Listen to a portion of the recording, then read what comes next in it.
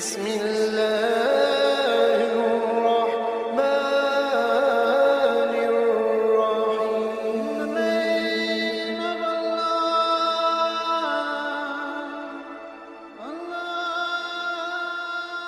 بسم اللہ الرحمن الرحیم۔ شروع اللہ کے نام سے جو بڑا مہربان اور نہایت رحم والا ہے۔ 900 سال قبل مسیح سلطنت بنی اسرائیل دو حصوں میں تقسیم ہوئی۔ ایک حصہ یہودیہ کہلانے لگا اور بیت المقدس اس کا دارالحکومت بنا، جبکہ دوسرے حصے کا نام اسرائیل رکھا گیا اور اسرائیل کا دارالحکومت سامرا قرار پایا، جسے آج کل نابلس کہا جاتا ہے۔ اسرائیل کا جو حکمران تھا اس کا نام اخی اب تھا۔ بنی اسرائیل ایک خدا کو مانتے تھے اور حضرت موسیٰ علیہ السلام کی تعلیمات پر عمل کرتے تھے، اور ان کا بادشاہ اخی اب بھی ایک نیک دل بادشاہ تھا۔ اس دور میں فینشیا کی شہزادی کی خوبصورتی کی بہت دھوم تھی۔ ہر ملک کے شہزادے اور بادشاہ اس سے شادی کے خواہشمند تھے۔ فینشیا اسرائیل کے شمال میں واقع خوبصورت شہر تھا۔ اسرائیل کا بادشاہ اخی اب بھی فینشیا کی شہزادی ایزابیل سے شادی کا خواہشمند تھا، اور ایزابیل اس شرط پر اخی اب کی دلہن بننے کے لیے تیار ہو گئی کہ محل کے قریب میرے لیے ایک بہت بڑا بت خانہ بنایا جائے گا۔ چنانچہ یہاں سے ایک بار پھر بنی اسرائیلیوں میں بت پرستی کا آغاز ہوا۔ شادی کے بعد شہزادی ایزابیل نے اپنے ملک کا مشہور بت بال کو اپنے محل کے قریب نصب کروا دیا اور ساتھ ہی ایک بہت بڑی قربان گاہ بھی تعمیر کروا دی۔ روایت میں آتا ہے کہ یہ وہی مشہور بت تھا جس کی شام اور یمن والے سینکڑوں سالوں تک پوجا کرتے رہے۔ بال بت ایک مشہور دیوتا مانا جاتا تھا۔ وہ خالص سونے کا بنا ہوا تھا اور اس بت کا قد 21 گز اور 4 منہ تھے۔ ہر منہ پر ہیرے جواہرات سے بنا ایک تاج تھا۔ ملکہ ایزابیل نے 400 افراد کو اس کی دیکھ بھال کے لیے مندر میں مامور کر دیا۔ ملکہ ایزابیل نے اپنے ملک سے 200 جھوٹے نبیوں کو بھی بلا لیا، جنہوں نے اسرائیل کے بادشاہ اخیب اور اس کی رعایا میں اس بت بال کی عبادت کے لیے تبلیغ کی، اور آہستہ آہستہ سارا ملک ہی بال بت کی پوجا میں لگ گیا۔ بادشاہ تو ویسے ہی سارا کنٹرول اپنی خوبصورت ملکہ ایزابیل کو دے چکا تھا۔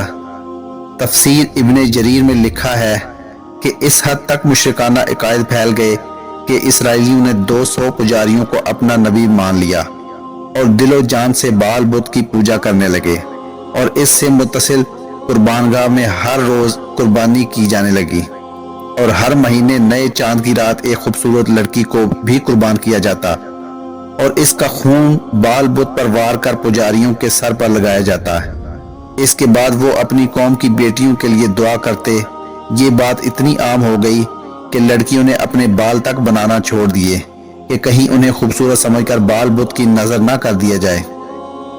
بس پھر اللہ تعالیٰ نے ان لوگوں کو دی ہوئی ڈھیل ختم کی اور اپنے پیارے پیغمبر حضرت الیاس علیہ السلام کو ان کی طرف مبعوث فرمایا۔ بت پرستی اور کفر و شرک میں غرق اس قوم کو راہ راست پر لانے کے لیے حضرت الیاس علیہ السلام نے تبلیغ شروع کر دی۔ تاریخ کی روایت میں حضرت الیاس کا شجرہ نسب حضرت ہارون علیہ السلام سے جا ملتا ہے۔ آپ شہر جلعاد میں پیدا ہوئے۔ انجیل میں آپ کو ایلیا نبی کے نام سے پکارا جاتا تھا۔ حضرت الیاس علیہ السلام کا دور حضرت حزقیل علیہ السلام کے بعد اور حضرت عیسیٰ علیہ السلام سے پہلے کا ہے۔ چنانچہ حضرت الیاس اللہ کے حکم سے بالبک شہر پہنچے اور دین کی تبلیغ کا کام شروع کر دیا۔ یہ یاد رہے کہ اس شہر کا نام بالبک بھی بال بت کی وجہ سے پڑا تھا۔ آج بالبک لبنان کا سب سے قدیم شہر مانا جاتا ہے۔ آج بھی وہاں پر کھنڈرات اس بستی کی تباہی کا منہ بولتا ثبوت ہیں۔ حضرت الیاس علیہ السلام کی تبلیغ کے بارے میں اللہ پاک قرآن میں فرماتا ہے کہ تم ڈرتے کیوں نہیں؟ کیا تم بال کو پکارتے اور اسے پوجتے ہو اور سب سے بہتر پیدا کرنے والے کو چھوڑ دیتے ہو، یعنی اللہ کو، جو تمہارا اور تمہارے اگلے باپ دادا کا پروردگار ہے؟ تو ان لوگوں نے ان کو جھٹلا دیا، سو وہ دوزخ میں حاضر کیے جائیں گے۔ ہاں، اللہ کے خاص بندے عذاب میں مبتلا نہیں ہوں گے، اور ہم نے بعد کے لوگوں میں الیاس علیہ السلام کا ذکر باقی رکھا۔ الیاس علیہ السلام پر سلام ہو۔ بلا شبہ ہم نیکوکاروں کو ایسا ہی بدلہ دیتے ہیں، بے شک وہ ہمارے مومن بندوں میں سے تھے۔ جب حضرت الیاس نے اسرائیلی بادشاہ اخیب اور ملکہ ایزابیل اور ساری اسرائیلی قوم کو بال بت کی پوجا سے روکا تو صرف 2-4 لوگوں کے علاوہ کسی نے آپ کی بات نہ مانی، بلکہ ملکہ ایزابیل حضرت الیاس علیہ السلام کو تبلیغ سے روکنے کے لیے منصوبے بنانے لگی۔ حضرت الیاس علیہ السلام کے حالات و واقعات اور قوم کے ساتھ ان کی کشمکش کی تفسیر مظہری میں مشہور مورخین کچھ اس طرح لکھتے ہیں کہ ملکہ ایزابیل اس وقت پوری دنیا کی خوبصورت خاتون تھی، چنانچہ اس نے اپنے حسن کو وار کرنے کا ارادہ کیا اور ایک دن حضرت الیاس علیہ السلام کو گرفتار کروا کر جیل میں بند کر دیا اور خود نیم اور یہاں حالت میں ان کے سامنے بیٹھ گئی۔ ملکہ ایزابیل ایک خاص قسم کا پرفیوم بھی استعمال کرتی تھی کہ جب بھی وہ کسی مرد کے سامنے جاتی تو اس پرفیوم سے وہ اپنی ذہنی حالت کھو بیٹھتا تھا اور پاگلوں کی طرح ایزابیل کے جسم کے گرد گھومنے لگتا، لیکن اللہ تعالیٰ کے پیغمبر حضرت الیاس علیہ السلام پر نہ تو اس پرفیوم کا کوئی اثر ہوا اور نہ ہی ایزابیل کا حسن کام آیا۔ بس وہاں بھی آپ کہتے رہے کہ تمہارے 200 نبی جھوٹے ہیں اور میں اللہ کا نبی ہوں اور تمہیں بھی ایک خدا کی عبادت کی تبلیغ کرتا ہوں۔ اس کے بعد حضرت الیاس علیہ السلام کو بے انتہا اذیتیں دی گئیں۔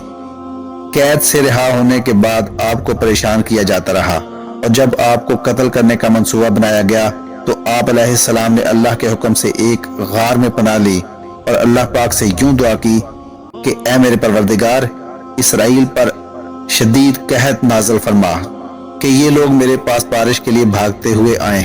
اللہ پاک نے آپ کی دعا قبول فرمائی اور 3 سال تک ایسا قحط پڑا کہ بنی اسرائیل کے جانور مرنے لگے، اناج ختم ہو گیا اور چراگاہیں ویران ہو گئیں۔ حضرت الیاس علیہ السلام اللہ تعالیٰ کے حکم سے اخی اب سے ملے اور اس سے کہا کہ یہ عذاب اللہ کی نافرمانی کی وجہ سے ہے اور اگر تم اب بھی باز آ جاؤ تو یہ عذاب دور ہو سکتا ہے۔ میری سچائی کے امتحان کا یہ بہترین موقع ہے۔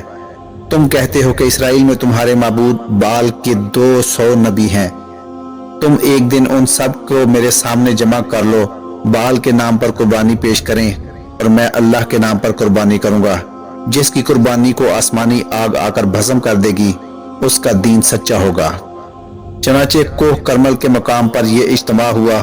بال کے جھوٹے نبیوں نے اپنی قربانی پیش کی اور صبح سے دوپہر تک بال سے التجائیں کرتے رہے مگر کوئی جواب نہ آیا۔ اس کے بعد اللہ کے نبی حضرت الیاس علیہ السلام نے قربانی پیش کی جس پر آسمانی بجلی گری اور اس کو لے گئی۔